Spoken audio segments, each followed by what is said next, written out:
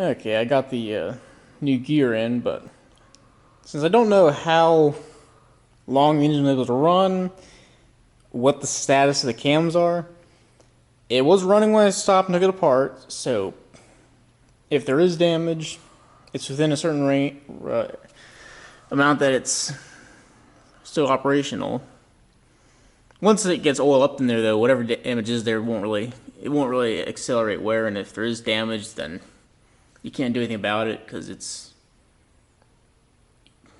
I can't say for sure of this machine, but every one I've ever seen, it's steel cams on the aluminum bearing surface. So if there's damage, that's a match set. You just gotta replace both the cams and the head when they're destroyed. So at the worst, there's no extra harm can happen from running it, not checking. But so what I'm doing now is poured oil down in along the chain, so it's filling. I put a cord down into the head, so let it soak in there. Turn it over a bit, let it sit.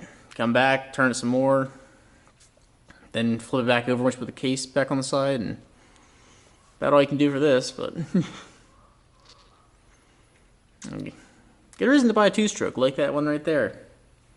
Never going to have problems with the oil getting to the top end, because it's all in the gas.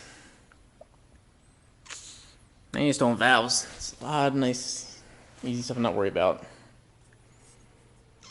Buy two strokes, everyone.